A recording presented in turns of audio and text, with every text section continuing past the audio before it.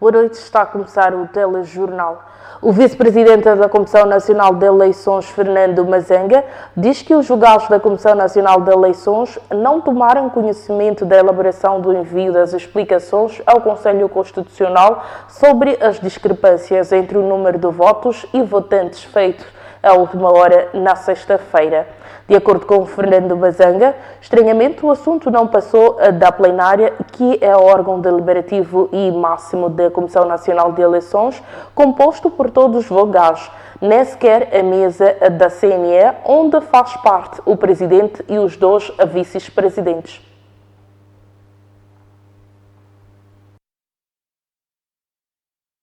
Há duas situações que tiveram um prazo coincidente.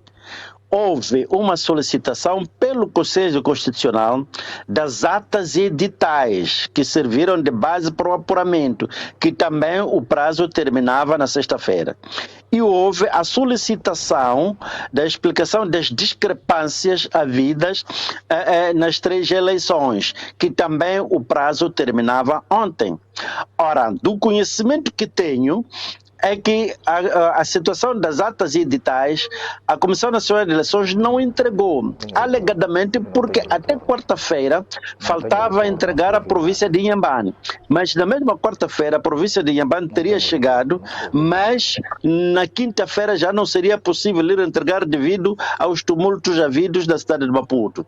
Ora, cabia já a marcação de uma nova data para a entrega, que seria na sexta-feira. E foi assim que Inhambane entregou na sexta-feira, completando todas as províncias, o que significa que estávamos em condições de entregar, porque trata-se de documentos existentes que a Comissão Nacional de Eleições deveria ter o seu controle, o controle do seu armazenamento, porque o material eleitoral só pode ser destruído depois do pronunciamento do Conselho Constitucional. Portanto, não era uma coisa para fazer de novo, era só fazer o protocolo e enviar. Mas até este momento que estou a falar convosco, esse material ainda não foi para o Conselho Constitucional. O que foi para o Conselho Constitucional, de acordo com aquilo que eu vinha saber nas redes sociais, é a resposta sobre as discrepâncias. Mas estas discrepâncias, esta resposta não foi socializada dentro da mesa, não foi socializada para verificarmos se seria matéria para se chamar, para se convocar a plenária, ou a mesa seria competente para enviar. Eu fiquei à espera, o presidente tinha me prometido que haveria de me chamar para eu tomar conhecimento e dar minhas sugestões. O jornalista Rui Lamarques disse no programa Comissão Política da MBC Televisão que existe um descontentamento generalizado no país, com maior incidência nas cidades, nas classes mais vulneráveis e desfavorecidas. Para Rui Lamarques, a pobreza constitui uma grande ameaça para a coesão nacional. É que os militares tinham um papel fundamental. Qual era o papel dos militares? Era reunir os manifestantes num determinado espaço e depois chegava ao ir e dispersava. Aqueles grupos foram ficando pequenos até chegar às principais avenidas da cidade de Maputo, para não se efetivar aquilo que se prometeu. Então foi um trabalho extremamente bem desenhado, em que os militares conseguiram conquistar a simpatia das pessoas e essas mesmas pessoas começaram a olhar de forma muito negativa para aqueles que sempre vêm fazendo o trabalho de dispersão. Então, na minha ótica, aquilo que se pretendia alcançar não se alcançou, mas isto não significa que o desencanto das pessoas morreu. Há um outro aspecto que precisamos olhar. Este é um país informal. A maior parte das pessoas estão na informalidade. E há uns que estão ainda à margem dessa informalidade. O que é que isto significa para mim? É muito fácil, diante de um cenário de descontentamento generalizado, mobilizar a informalidade. Aqui nós estamos diante de uma luta entre a informalidade e a formalidade. Todos aqueles que não têm emprego, todos aqueles que não têm meios de sobreviver, perceberam que podem parar a vida daqueles que têm meios para sobreviver. Então há esta luta. E nunca vai se remover, por uma razão muito simples, porque continuam com dificuldades essas pessoas. Quando faltam coisas, aquelas pessoas que não têm nada e não têm nada a perder, vão acordar todos os dias para reivindicar seja o que for. E de agora em diante, não vai importar o motivo. Há de sempre acontecer uma marcha, porque a informalidade, aquela que se sente excluída de todas as coisas, percebeu que quando ela se organiza, ainda que não seja uma organização plena, ela consegue colocar em causa todos aqueles que têm meios de subsistência. Então é nessa luta que nós estamos. É mais do que Venâncio. É por conta de um sistema que reproduziu pobreza e mais pobreza ao longo do tempo. E isto agravou-se nos últimos 10 anos, por fatores externos, mas também por conta de muitos fatores internos. Essa é que é a grande problemática. As pessoas não têm comida. E se elas não têm comida, elas estão dispostas a ir para a rua, estão dispostas... Porque até quando estão na rua, alguns encontram a possibilidade de voltar para casa com alguma coisa. Através dos saques? Não só através... Vamos lá, Belmiro. São 100 jovens. 100 jovens querem vir até a cidade de Maputo de forma organizada. Naqueles 100 jovens que querem vir à cidade de Maputo de forma organizada, hão de aparecer 10 que hão de ver uma loja fechada. E vão dizer, esta é a nossa única oportunidade de comer frango. Tu lembras que se falou de derivados aqui? Sim. Não é a única oportunidade de comer os tais derivados de frango. E é ali onde as pessoas vão encontrar essa oportunidade. Então é muito por conta disso. Outros nem sequer... e esta coisa de dizer-se assim, que se diz de forma muito subliminar, vamos tomar banho na piscina da Presidência da República, é uma mensagem que chama essas pessoas, né? Então minha imagens, por exemplo, no Bangladesh, vimos, as pessoas tomaram banho no Palácio do Governo. Então, talvez seja a única oportunidade de uma pessoa entrar numa piscina. Então as pessoas mobilizam-se por essas coisas, mas para mim é mais do que uma questão política, não é uma questão de disputa pelo poder, é uma questão de falta de recursos para todos. Universitário. Por seu turno, o professor universitário Hilário Chequete disse no mesmo programa que, apesar das manifestações convocadas por Venâncio Mondlane não terem atingido os seus objetivos políticos, as mesmas serviram para alertar os níveis de pobreza e descontentamento que assolam a população moçambicana, especialmente os jovens. Podemos olhar para os objetivos alcançados no sentido de que há uma mensagem clara de que há um descontentamento generalizado por parte de vários segmentos da sociedade moçambicana. O fato de vários jovens terem saído de diferentes pontos das zonas suburbanas para virem se concentrar na cidade demonstra claramente que os jovens estão, de facto, o tal desencanto que falava o colega Lamarques, praticamente nessa situação de desencanto, portanto, pelo governo atual. Agora, o objetivo das manifestações também é difícil de compreender, porque nunca conseguimos alcançar, de facto, o que Venâncio pretendia. Quando ele diz que quer colorir as avenidas da cidade de Maputo, em algum momento diz que pretende tomar, portanto, os órgãos de soberania, incluindo, portanto, dá a entender que pretende tomar até a Ponta Vermelha, pretende tomar a presidência da República, e isto é estranho, porque não há uma clareza de como é que isso efetiva-se na prática, não é?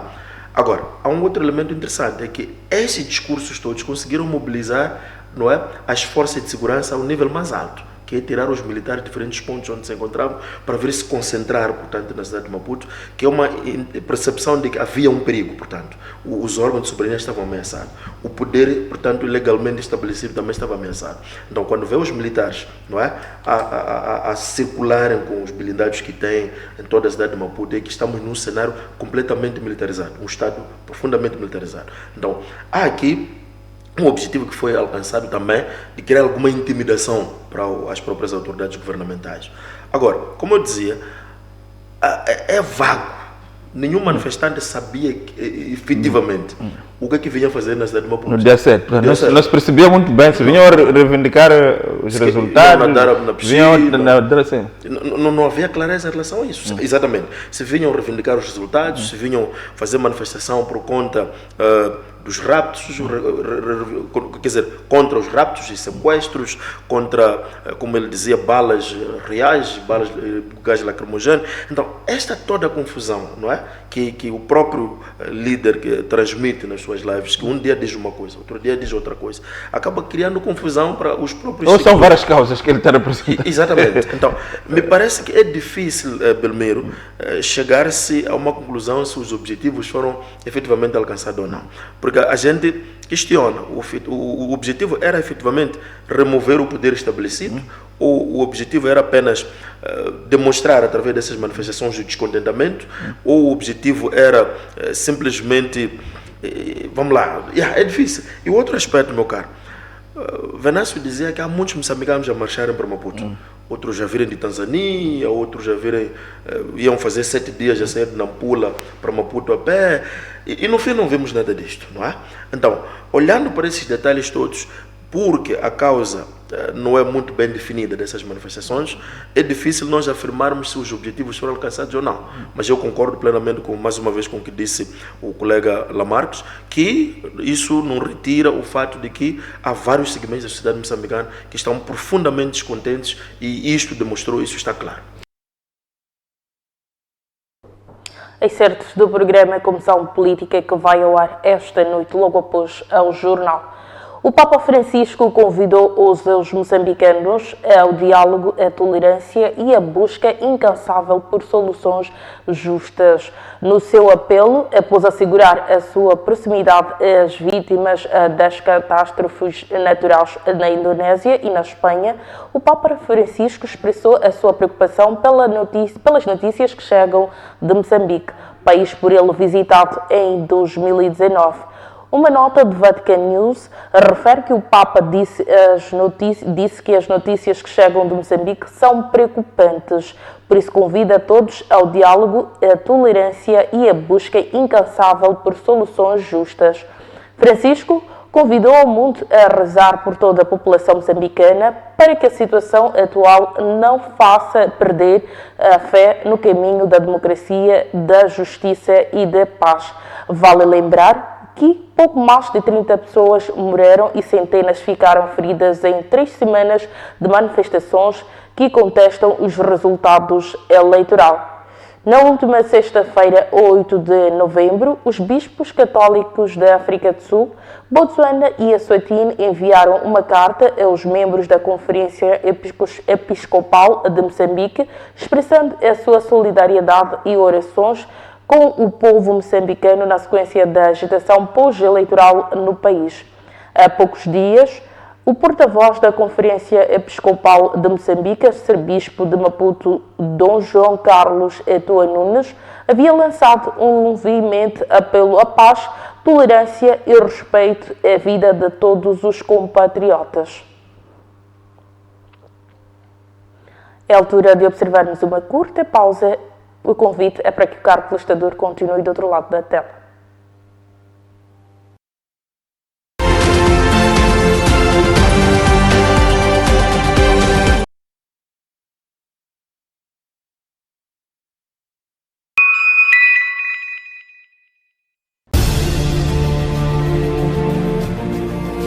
Neste programa, o caro telespectador vai poder acompanhar discussões sobre um dos motores do desenvolvimento econômico moderno, o mercado de capitais.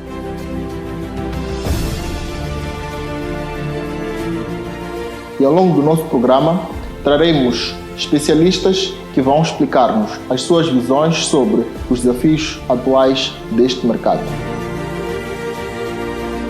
Esta biblioteca é para os moçambicanos, é para os investidores, os empresários.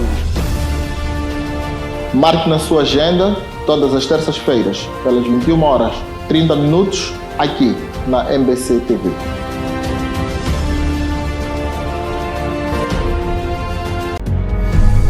10 minutos com a política. No 10 minutos com a política, cada minuto conta. Em entrevistas, nossos convidados respondem às questões mais pertinentes do cenário político atual. Como é que avalia o programa do agricultor moçambicano? O agricultor se fia efetivamente naquilo que são as promessas. É preciso que continuem a se fazer estudos para compreender cada vez mais o comportamento do eleitor. Que a corrupção tem custos muito altos para Moçambique. Tudo em um formato dinâmico e direto, sem perder a profundidade. Tudo o que você precisa saber sobre política em tempo recorde. Segunda e terça-feira, logo após o Jornal da Noite.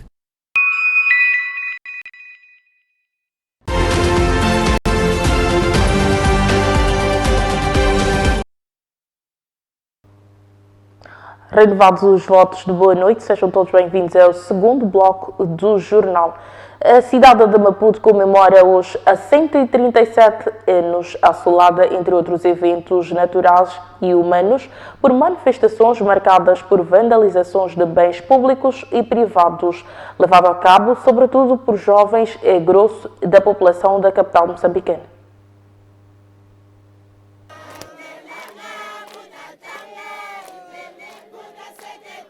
No evento que se pretendia plural, mas que acabou sendo partidário, Razak Manique, edil de Maputo, dirigiu neste domingo, na Praça dos Heróis Moçambicanos, situada no bairro Urbanização, arredores desta urbe, as cerimônias de deposição de uma coroa de flores por ocasião da elevação da capital do país à categoria de cidade. Infelizmente, neste percurso, tivemos momentos difíceis que abalaram a nossa cidade. Nos últimos dias, Maputo foi palco de manifestações violentas que resultaram na destruição de bens públicos e privados, incêndio de viaturas, vandalização de contentores de resíduos sólidos, semáforos e outras infraestruturas municipais. Camachaquene, Camavota, Cambuquana, Nchamanculo e Camfumo foram os mais afetados. As vandalizações foram mais violentas no distrito municipal Camachaquene. A sede da nossa administração foi vandalizada e totalmente incendiada. O comando distrital da Polícia Municipal foi alvo também desta ação.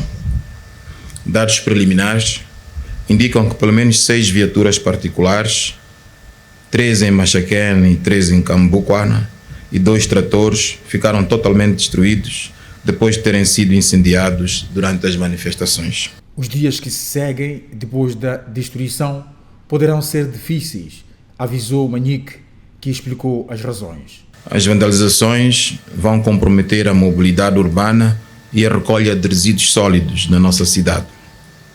Há registro de 15 postes de semáforos em cruzamentos semaforizados, que foram vandalizados vários abrigos de paragens e de carros, 4 autocarros da Empresa Municipal de Transportes de Maputo também não escaparam a essa ação. No domínio da salubridade, registramos 52 contentores de recolha de resíduos sólidos completamente destruídos em toda a nossa cidade. Temos uma vasta extensão da rede viária danificada devido à queima de pneus.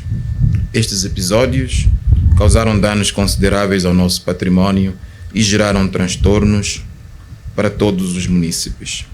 A destruição de infraestruturas essenciais afeta o dia a dia dos nossos cidadãos, prejudica o funcionamento da cidade e representa um retrocesso nos esforços de desenvolvimento que temos implementado com tanto empenho e esforço. Em resposta aos acontecimentos das últimas semanas, Razak Manique assegurou que a edilidade que dirige vai reconstruir os bens danificados e restaurar as infraestruturas essenciais para o pleno funcionamento da cidade. Manique reconheceu ainda assim que tal requererá recursos e tempo, por forma a se devolver à cidade de Maputo a dignidade e funcionalidade que ela merece. António Niquissa, primeiro secretário da Frelimo na cidade de Maputo, diz que os munícipes desta urbe, no geral, sabem que não é com vandalismo que se pode construir a cidade. Niquissa aponta o fato de muitos residentes da capital moçambicana terem arregaçado as mangas para limpar Maputo logo depois das manifestações da última semana, como reconhecimento de que a cidade é de todos.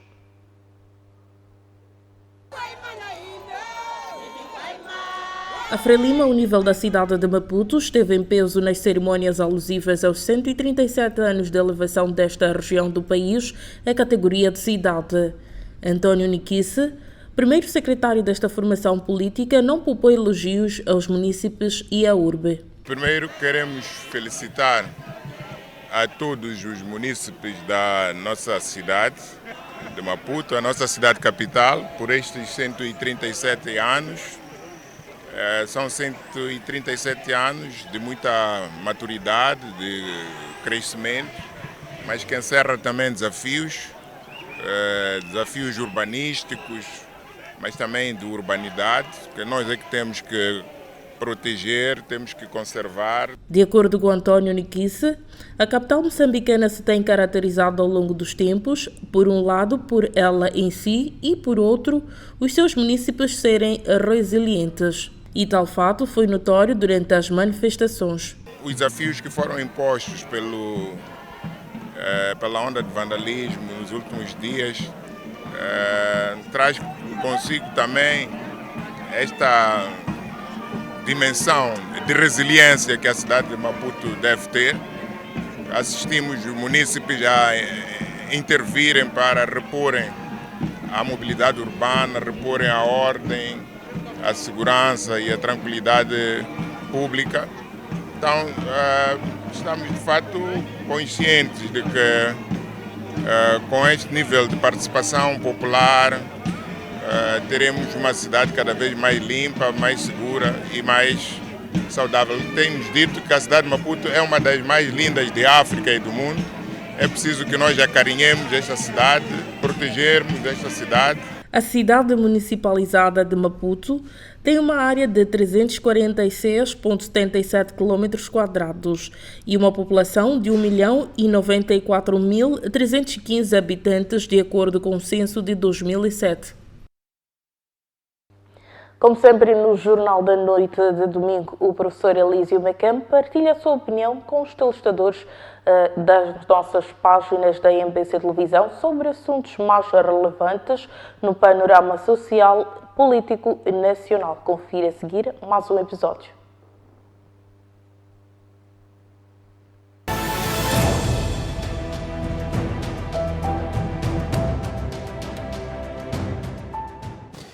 Em processos políticos, existem dois princípios que contam muito. Ambos têm a ver com uma qualidade primordial que a política tem, nomeadamente o compromisso. Fazer política sem a capacidade e a vontade de entrar em compromissos não é fazer política. É fazer guerra até a aniquilação do inimigo ou até que o inimigo nos aniquile. Os dois princípios são, primeiro, evitar a escalada e, segundo, ter plano B. Conflitos têm uma dinâmica própria. Eles surgem porque duas partes não se entendem. Cada uma das partes pode usar os seus meios de influência para tentar mudar a situação a seu favor. Nós vemos isso na nossa crise pós-eleitoral, com as manifestações e com a reação do governo por via da violência policial. A expectativa de cada lado é que o outro ceda. E por causa disso, cada lado pode decidir ir aumentando a sua pressão para esgotar o outro lado. E quando isso acontece, criam-se mais razões para não aceitar as exigências do outro, com o agravante de que o objetivo inicial perde-se de vista. Por exemplo, cada manifestante ferido ou morto e cada agente policial ferido ou morto, ou cada propriedade assaltada e cada residência invadida, tudo isso é combustível para a confrontação e passa a ser a razão imediata do confronto, não, por exemplo, a contestação dos resultados eleitorais. E o pior é que nessa escalada vai-se perdendo a vontade de pôr termo à confrontação, porque nesta altura do campeonato, Qualquer vontade nesse sentido seria sinal de fraqueza. É a deriva total no caos, com ambos os lados convencidos de que a culpa é do outro lado. Portanto, evitar a escalada num conflito é um princípio de ouro na política. Entra-se na confrontação com uma ideia mais ou menos clara do que se pretende sacrificar e até quando. Quem entra num conflito político sem ideia de quando tenciona parar, age de forma irresponsável. Age segundo a ética da convicção, isto é, para essa pessoa os fins justificam os meios. Essa ética, infelizmente, faz parte da nossa cultura política e é uma das razões que nos levou até aqui. Agora, o segundo princípio, a saber, o de ter plano B, é uma tentativa de contornar os riscos da escalada. Aqui impera a ética da responsabilidade, isto é, prestar atenção aos meios que se usam para alcançar objetivos. Se fizerem da vida humana um meio para alcançar certos objetivos, são inaceitáveis. Então, ter plano B significa pensar no dia seguinte, portanto, na reconstrução, e não no dia de hoje, portanto, o dia da destruição. É ter uma teoria da mudança, isto é, transformar a ação política num projeto político. E mais uma vez, temos grandes déficits a este nível no nosso país. E por essa razão, quando estamos esgotados na confrontação, os sobreviventes acomodam-se estrategicamente à espera de uma próxima oportunidade para voltarem à confrontação. Eu faço parte de um grupo de acadêmicos e profissionais que há um ano tem estado a refletir os desafios que o país enfrenta.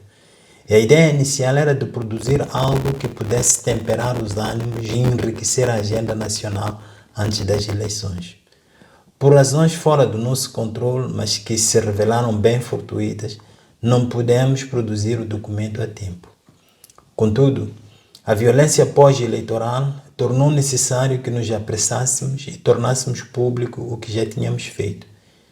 Então, nós produzimos um manifesto cidadão que apela para um Moçambique seguro para o exercício da cidadania, porque unidos na diferença, somos Moçambique. Então, nós propomos a realização de uma conferência nacional com todos os partidos políticos e todas as forças vivas da sociedade para refletirmos sobre como refundarmos o nosso Estado. A nossa proposta é o plano B que os atores políticos não têm, mas precisam de ter. O que nós estamos a dizer é que nós temos problemas e que esses problemas nos criam dificuldades de os resolver de forma pacífica porque o nosso sistema político não promove nem protege a cidadania. Isto é, o nosso sistema político não funciona a favor da realização dos ideais da independência. Então nós podemos pôr fim à violência pós-eleitoral agora, mas não há nenhuma garantia de que amanhã não possamos cair nos maus hábitos do passado. Então fazer de Moçambique um país seguro para a cidadania é uma demonstração de que nós merecemos a nossa independência. E nunca é tarde para fazer o certo, nem nunca é tarde para aprender a fazer política de verdade, isto é, sem escalada e sempre com plano B. Então eu lanço um apelo a todos nós para que abracemos a ideia de, em 2025, realizarmos uma conferência nacional no quadro da qual vamos pôr as cartas na mesa e discutir como tornar a cidadania o eixo principal do nosso sistema político.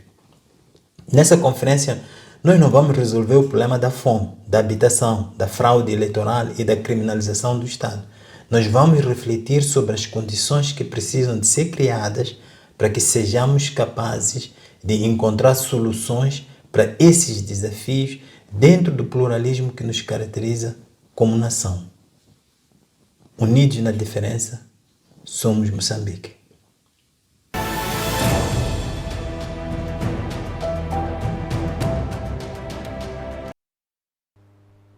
Fica para trás a opinião do professor Elísio Macamo. Veja a seguir como se vai portar o tempo nas próximas 24 horas.